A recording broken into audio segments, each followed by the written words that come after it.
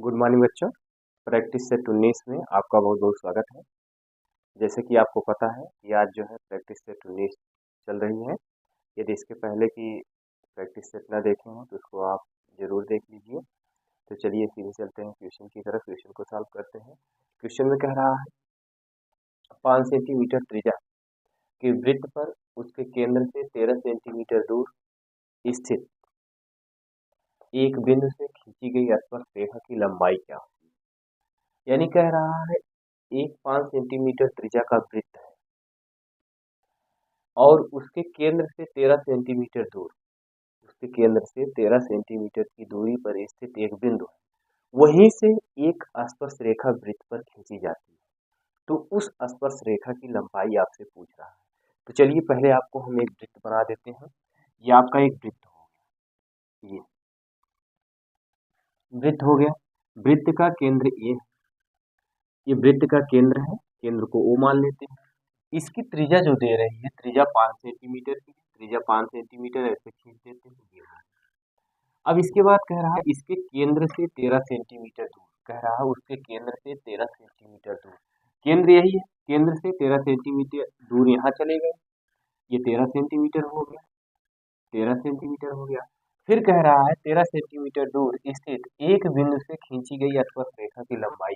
अब यही से बिंदु, यही से इस तरह से आप एक स्पर्श रेखा खींच दीजिए। ये आपका एक स्पर्श रेखा हो गया, ये स्पर्श रेखा हो गया। अब इस स्पर्श रेखा की लंबाई आपसे पूछ रहा है। तो यहाँ आप O लिखे, यहाँ P लिख दीजिए, यहाँ Q लिख दीजिए, ये हो गया। अब ध्यान से सुनेंगे, ये आपका एक त्रिभुज का निर्माण कर रहा है। ये आपका लंब हो गया, ये आपका कर्ण हो गया, ये आपका आधार हो गया। ये हुआ। आप यहाँ पाइथागोरस प्रमेय से सीधे सॉल्व करेंगे। लिखेंगे पाइथागोरस प्रमेय क्या होता है, कर्ण का वर्ग बराबर लंब का वर्ग प्लस आधार का वर्ग। ये आप जानते हैं कर्ण क्या है, कर्ण आपको पता है ये भुजा क्या है, कर्ण, और ये भुजा क्या है, आधार है। ये क्या है, लंब है। तो कर्ण का मान कितना दिया गया है, 13 सेंटीमीटर दिया गया। 13 सेंटीमीटर का वर्ग करते हैं। लंब क्या है, 5 सेंटीमीटर का वर्ग करते हैं। आधार क्या है, PQ है, तो PQ का वर्ग करते हैं। ये हो गया। यहाँ तक सारी चीजें समझ में आ गई। कर्ण भुजा ये है, यहाँ से O से लेके Q तक है, तो 13 सेंटीमीटर है। 13 सेंटीमीटर लंब OP है, तो 5 का वर्ग हो गया, और आधार आपका PQ है, तो PQ का वर्ग हो गया। 13 13 में कितना होता है, 13 गुणे 13, दो बार करेंगे 169 होगा। 5 गुणे 5 करेंगे 25 होगा। यहाँ लिखेंगे PQ का वर्ग।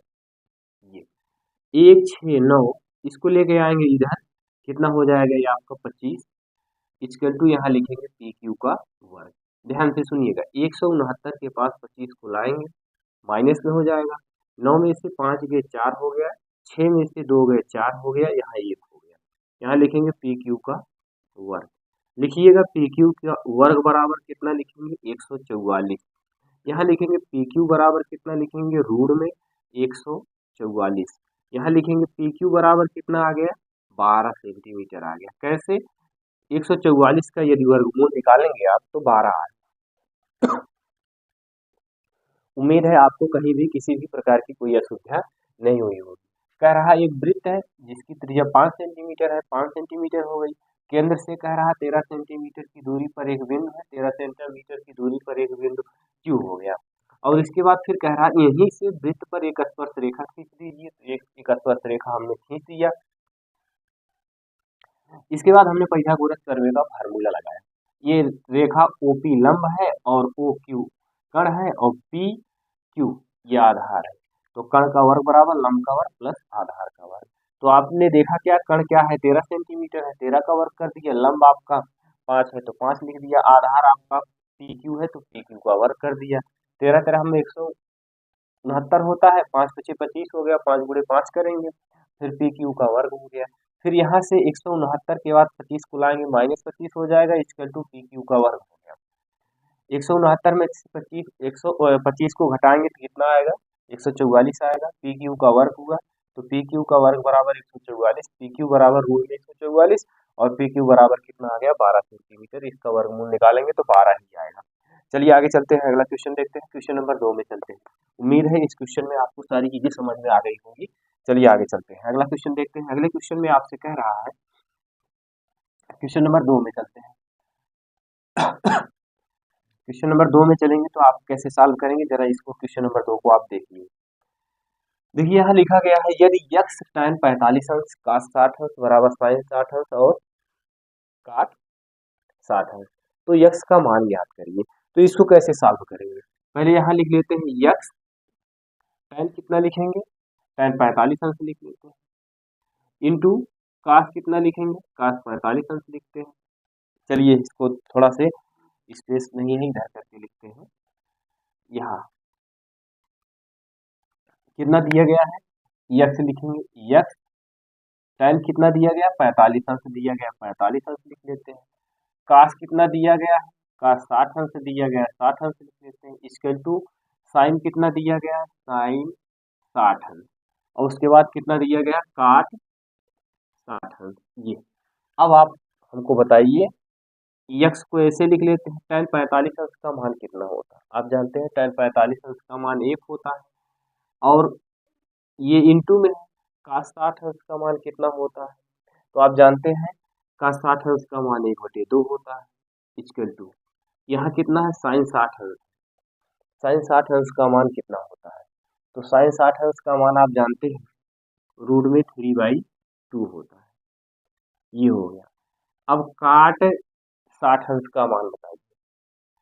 अगर आप tan 30 अंश का मान जानते हैं तो काट 60 अंश का मान बता ले जाए। tan 30 अंश का मान 1/√3 होता है, तो काट 60 अंश का मान कितना होगा, रूट में 3 होगा। काट 30 अंश का मान कितना होगा, ये देखिए tan 30 अंश का मान कितना होता है 1/√3 होता है। अब आपसे पूछ रहा है काट का कितना होगा, तो काट का आप जो है tan का उल्टा आपका जानते हैं कितना होता है, काट होता है, तो आप इसमें कितना लिखेंगे 1/, देखिए tan 30 अंश का मान कितना होता है 1/√3 होता है। जो tan 30 अंश का मान होता है वही काट 60 अंश का मान, तो काट 60 अंश का मान कितना लिखेंगे 1/√3। ये हो गया। तो यहाँ तक तो आप समझ गए, सारी वैल्यू को हमने प्रतिस्थापित कर दिया। किसकी वैल्यू प्रतिस्थापित किया, tan 45 अंश का मान रखा, और उसके बाद cos 60 अंश का मान रखा। cos 60 अंश का मान कितना होता है 1/2, यानी sin 30 अंश का मान जो होता है वही cos 60 अंश का मान होता है। तो यहाँ से आप देखेंगे इस 3 को और इस 3 को कैंसिल कर देते हैं, एक का गुणा एक में करेंगे तो 1 होगा, फिर एक का गुणा एक में करेंगे 1 होगा, फिर एक का गुणा x में करेंगे तो x होगा। तो यहाँ कितना हो गया x/2, यहाँ इस एक का गुणा यहाँ 1 है तो 1 बटा कितना हो गया 2, यहाँ से ये दो कैंसिल हो गया, x बराबर कितना आ गया, यही x की वैल्यू आपको प्राप्त हो गई। इस टाइप के क्वेश्चन कई बार पूछे गए, बस इजी बहुत होते हैं, बस आपको मान प्रतिस्थापित करना आता हो। अगर सारी वैल्यू का मान पता है, सब वैल्यू का मान आप रख लेते हैं, तो उम्मीद है आप हल कर लेंगे और मान भी निकाल लेंगे। लेकिन जब तक आपको सारी वैल्यू का मान पता नहीं रहेगा तब तक आप प्रतिस्थापित नहीं कर सकते, ना तो आप सॉल्व ही कर सकते हैं। चलिए आगे चलते हैं, अगला क्वेश्चन देखते हैं। अगले क्वेश्चन में आपसे क्या कह रहा है, क्वेश्चन नंबर 3 में चलते हैं। क्वेश्चन नंबर 3 में आपसे कह रहा है बहुपद दिया गया है, क्या दिया गया है बहुपद में, बहुपद में आप देख रहे हैं, यदि अल्फा बीटा बहुपद x² + 5x + c के मूल है तो अल्फा माइनस बीटा बराबर 3, तो c का मान क्या होगा। अब आप इसको कैसे सॉल्व करेंगे, जरा आप इसको देखिए। यहाँ पहले हम इसको लिख लेते हैं, क्या दिया गया है, x² प्लस कितना लिखा गया 5x + 3, ये लिखा गया है।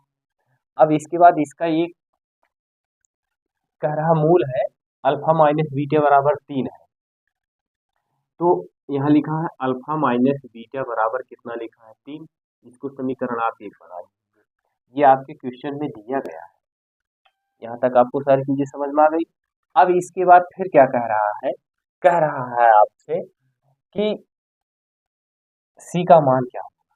सी का मान ज्ञात करने के लिए आप क्या करेंगे, अल्फा प्लस बीटा बराबर कितना होता है, माइनस बी बाई, चलिए सूत्र क्या होता है, अल्फा प्लस बीटा बराबर माइनस बी बाई ए होता है। तो अल्फा प्लस बीटा बराबर कितना होगा, बी की वैल्यू कितनी है 5 है तो माइनस 5 हो गया, ए की वैल्यू कितनी है 1 है, तो अल्फा प्लस बीटा बराबर कितना हो गया, माइनस 5 हो गया। ये समीकरण सेकेंड हो गया। ध्यान से सुनेंगे, ये आपका जो है समीकरण दे दिया x square plus 5x plus c, फिर उसके बाद इसका एक दे दिया अल्फा, मूलों का अंतर दे दिया 3, अल्फा माइनस बीटा बराबर 3, इसको हमने समीकरण 1 बनाया। अब इस समीकरण में हमने मूलों का योगफल निकाला, अल्फा प्लस बीटा बराबर माइनस बी बाई ये होता है। तो अल्फा प्लस बीटा यहाँ लिखा, बी की वैल्यू यहाँ से 5 है और ये सूत्र से माइनस है तो माइनस लिखा गया। अब ए का मान मतलब एक्स स्क्वायर का गुणांक जो है वह 1 है, तो किसी संख्या के हर में यदि 1 होता है तो संख्या में कोई परिवर्तन तो होता नहीं है। तो आप जानते हैं अल्फा प्लस बीटा बराबर माइनस 5 हो गया, ये समीकरण 2 बना। अब समीकरण 1 2 को हल कर दीजिए, लिखेंगे समीकरण 1 और 2 को हल करने पर, अब जब हल करेंगे तो अल्फा प्लस बीटा बराबर माइनस 5 और अल्फा माइनस बीटा बराबर कितना लिखेंगे 3। यहाँ से ध्यान से सुनेंगे, ये बीटा प्लस में है, ये बीटा माइनस में, कैंसिल, इसको अल्फा अल्फा कितना हो जाएगा 2 अल्फा हो जाएगा, इक्वल टू माइनस 5 में से 3 को घटाएंगे तो कितना आ जाएगा, माइनस 2 आ जाएगा। अल्फा बराबर कितना आ जाएगा, अल्फा बराबर माइनस 1 आ जाएगा। ये तो आप समझ गए।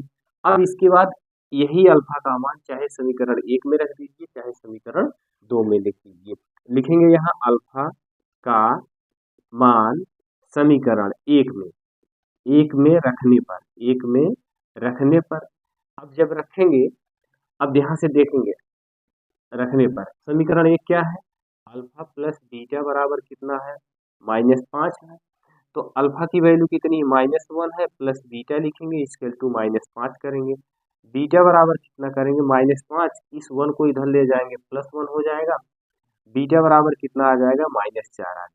बीटा की वैल्यू आपको कितनी प्राप्त हो गई, आप बताएंगे बीटा की वैल्यू माइनस 4 प्राप्त हो गई। ये बीटा की वैल्यू आप कितना यहाँ लिखेंगे, माइनस 4, प्लस 5 में से माइनस 5 में से प्लस 1 को घटाएंगे तो कितना आएगा, माइनस 4 आएगा। अब यहाँ आपसे सी का मान पूछ रहा था, तो अल्फा इंटू बीटा बराबर होता है सी बाई ए, ये होता है।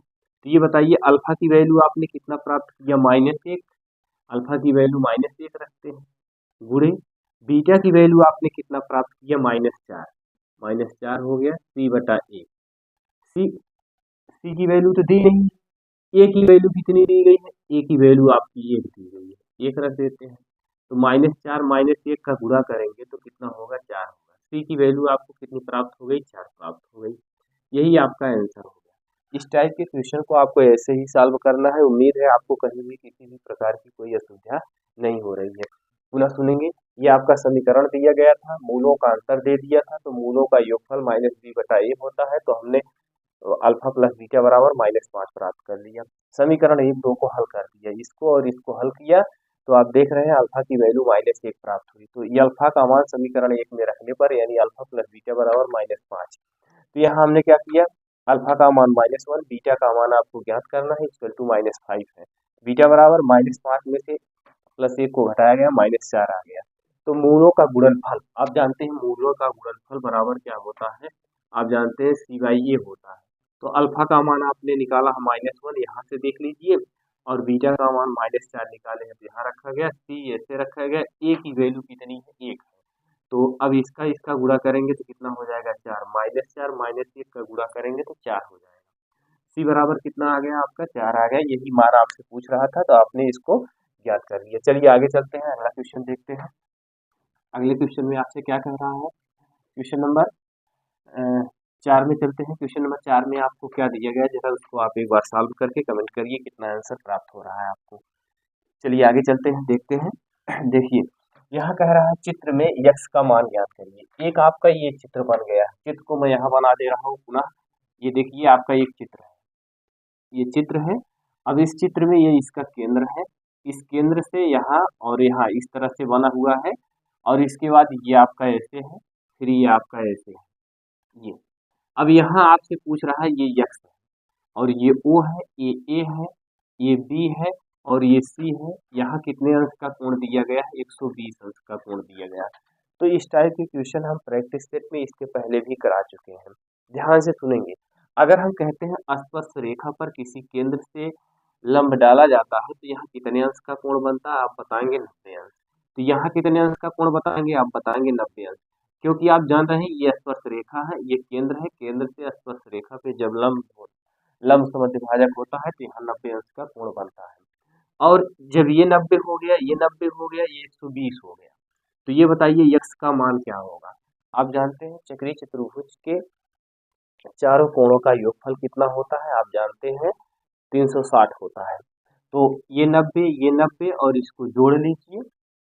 जोड़ने के बाद उसके बाद ये 360 में से घटा दीजिए।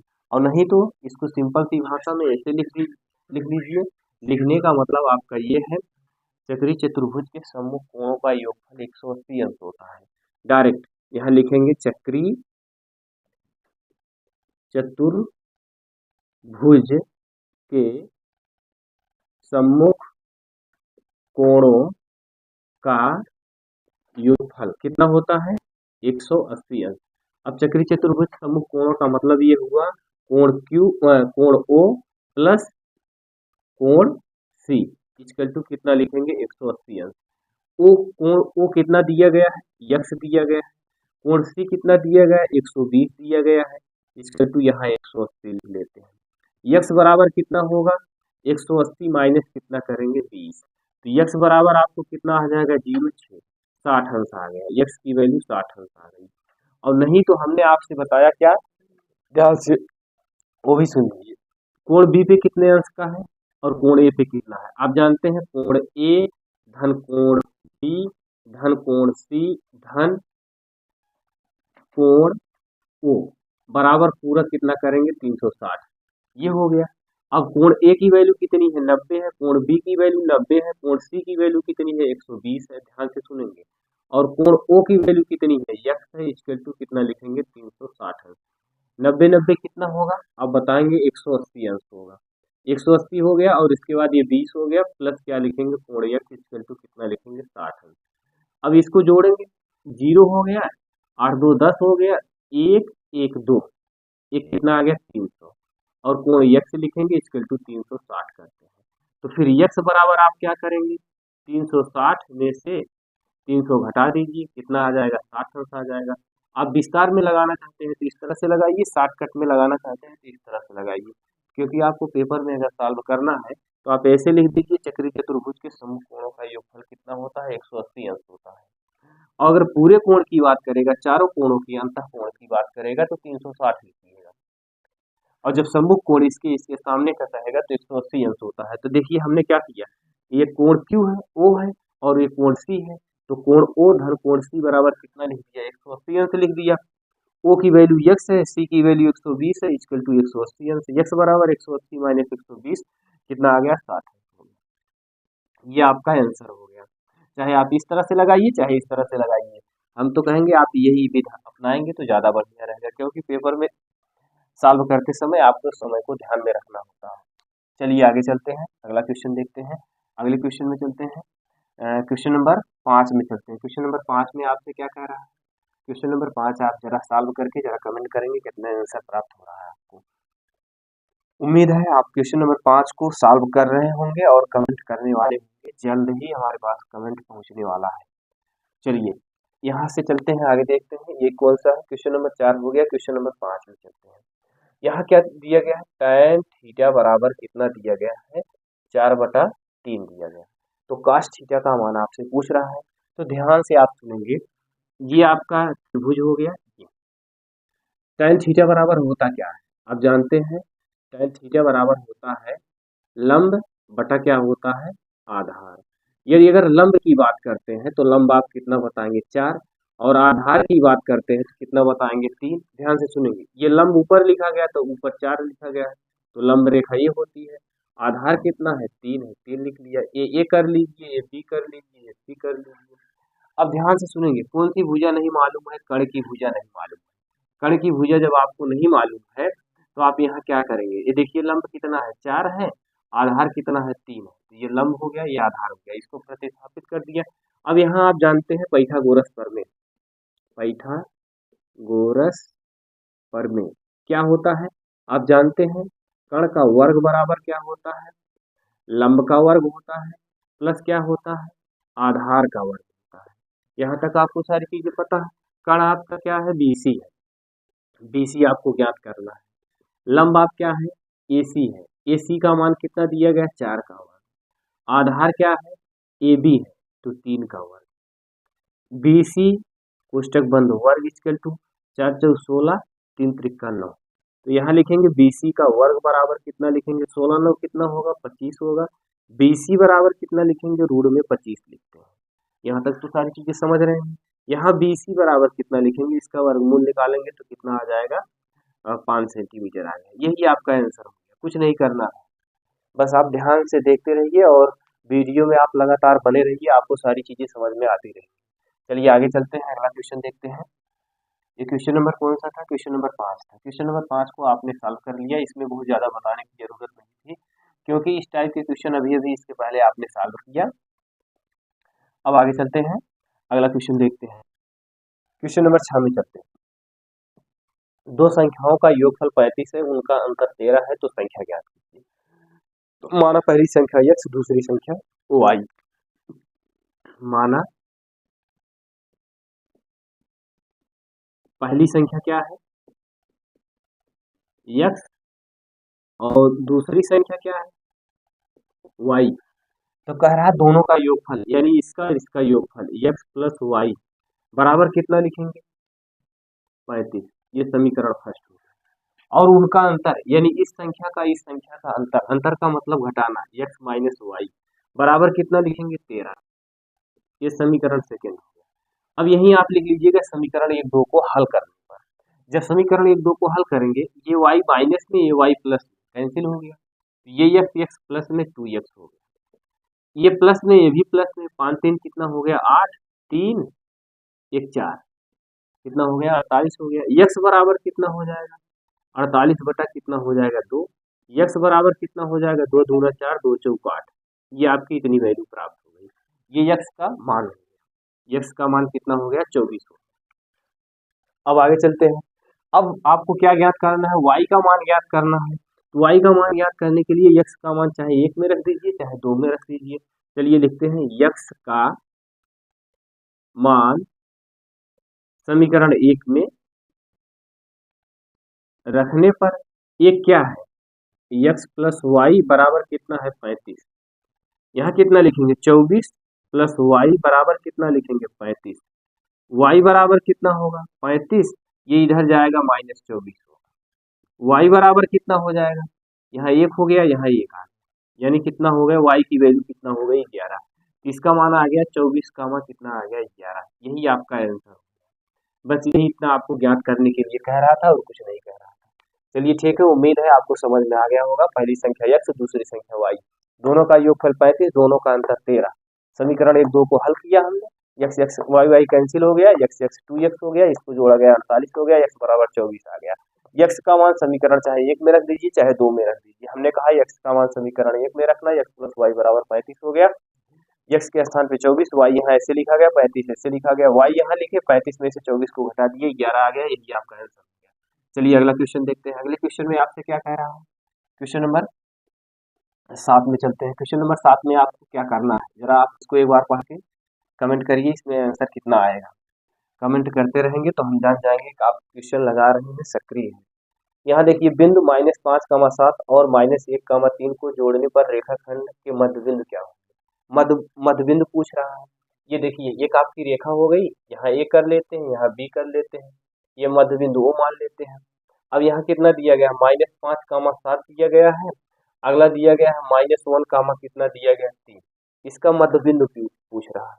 तो मध्य बिंदु बराबर क्या होता है, मध्य बिंदु। मध्य बिंदु क्या होता है, आप जानते हैं x1 धन x2 बटे 2, y1 धन y2 बटे कितना होता है, 2। यही तो होता है। अब यहाँ से जानते हैं ये x1 है, ये y1 है, और ये x2 है, ये y2 है। तो यहाँ देखिए x1 का मान कितना रखेंगे -5 प्लस y2 की वैल्यू कितनी है -1 बटे कितना लिखेंगे 2, y2 की वैल्यू कितनी, y1 की वैल्यू कितनी है 7 प्लस y2 की वैल्यू कितनी है 3 बटे 2 लिखते हैं। इसको आप ऐसे लिखते चलिए। ये देखिए -5 लिखेंगे, धन और ऋण का गुणा क्या होता है आप जानते हैं, ऋण होता है, बटे कितना हो गया 2, 7 3 कितना होगा 10 बटे कितना होगा 2, ये हो गया। -5 -1 कितना होगा -6 बटे कितना हो गया 2, यहाँ कितना हो गया 10 बटे कितना हो गया 2, ये हो गया। अब 3 1 3 3 दूना 6 माइनस कितना हो गया 3 2 के 2 2 पंचे 10, ये आपका आंसर हो। यही आपसे ज्ञात करने के लिए कह रहा था। चलिए यहाँ देखते हैं, ये बिंदु एक था, एक ये था, इसका मध्य बिंदु ज्ञात करने के लिए कह रहा था। तो मध्य बिंदु बराबर x1 धन x2 बटे 2 y1 धन y2 बटे 2, ये फार्मूला था।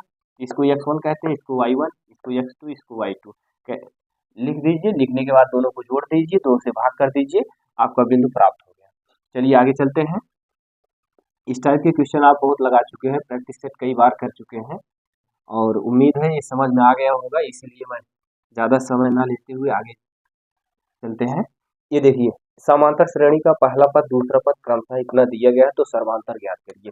पहला पद कितना दिया गया है आप देखेंगे, पहला पद 3 दिया गया है, कह रहा है पहला पद और दूसरा पद, पहला पद -3 दूसरा पद कितना है 4 है। सर्वांतर डी कह रहा है, जब सर्वांतर डी कह रहा है इसका मतलब ये हुआ कि दूसरे पद में से पहला पद को घटा दीजिए, दूसरा पद कितना है 4 है, माइनस घटाना किसको है, ये माइनस पहला पद जो है माइनस में दिया गया है, इसको घटाना है, तो माइनस कितना लिखेंगे 3, ये कोष्टक में हो गया। डी बराबर 4, ऋण ऋण क्या हो गया धन 3 हो गया, 4 3 कितना हो गया 7, यही आपका आंसर हो गया। इसमें कुछ नहीं करना था, उम्मीद है आपको सारी चीजें समझ में आ गई होंगी। आगे चलते हैं 9वें क्वेश्चन में, कह रहा है एक घन की भुजा 12 सेंटीमीटर है, तो उसका आयतन ज्ञात करिए। उसका आयतन का मतलब घन का आयतन ज्ञात करिए। तो घन का आयतन का फार्मूला क्या होता है, घन का आयतन बराबर, घन का आयतन बराबर होता है भुजा का घन होता है। ये भुजा आपको कितनी दी गई है, भुजा 12 दी गई है, तो यहाँ लिखेंगे 12 की पावर कितना लिखेंगे 3। अब यहाँ देखिए 12 गुणे 12 गुणे 12 कर दीजिए, कितना आएगा 12 बारह में 144 होता है, गुणे फिर 12 कर दीजिए, तो 12 चौक कितना हो जाएगा, आप जानते हैं 12 चौक 48 हो गया, और उसके बाद फिर 12 चौक 48, 48 2 50 2 52, 52 को 2 हासिल 5, 12 के 12 12 5 17, कितना आ गया, ये आ गया आपका इतना सेंटीमीटर क्यूब। ध्यान से सुनेंगे, 12 गुणे 12 3 बार करेंगे, 12 बार हमें 144 हो गया, फिर 12 से गुणा करेंगे 1728 सेंटीमीटर क्यूब आ गया। ये आपका कौन सा क्वेश्चन था, क्वेश्चन नंबर 9 था। इसके बाद क्वेश्चन नंबर 10 कह रहा है थीटा बराबर कितना दिया गया है आपका 30 अंश दिया गया। ध्यान से सुनेंगे, थीटा बराबर 30 अंश, तो 1 प्लस tan स्क्वायर थीटा का मान ज्ञात करिए। देखिए थीटा बराबर 30 अंश के लिए 1 प्लस tan स्क्वायर का मान क्या होगा, कुछ नहीं करना है, सिंपल सी भाषा में आप क्या करेंगे, थीटा के स्थान पे आप कितना प्रतिस्थापित करेंगे, थीटा के स्थान 30 अंश प्रतिस्थापित करेंगे, तो यहाँ लिखेंगे 1 प्लस tan स्क्वायर, थीटा की वैल्यू कितना दिया गया है 30 अंश, तो 1 प्लस tan 30 अंश का मान कितना होता है, अभी इससे पहले आपने क्वेश्चन को सॉल्व किया, tan 30 अंश का मान होता है 1/√3, ये tan का स्क्वायर है, तो इसका आप स्क्वायर कर दीजिए, 1 प्लस 1 अपान कितना हो जाएगा 3 हो जाएगा, 1 प्लस 1 अपान कितना हो जाएगा, चलिए इसको यहाँ लिखते हैं 1 प्लस 1/3, √3 गुणे √3 करेंगे तो रूट में 9 होगा, 9 का वर्गमूल 3 होता है, इसीलिए डायरेक्ट ये 3 लिख दिया जाता है। अब देखिए इसके नीचे 1 मानेंगे, इसका गुणा इसमें करेंगे, इसका गुणा इसमें करेंगे, इस 3 का गुणा 1 में करेंगे 3 होगा, प्लस इस 1 का गुणा 1 में करेंगे 1 होगा, बटे इस 1 का गुणा 3 में करेंगे 3 होगा।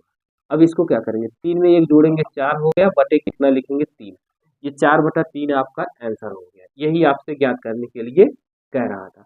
उम्मीद है आज के क्वेश्चन जो थे आपको बहुत बेहतरीन तरीके से हमने आपको बताने का प्रयास किया और आपको समझ में भी आ गया होगा, कहीं भी किसी भी प्रकार की कोई समस्या आपको उत्पन्न नहीं हुई होगी।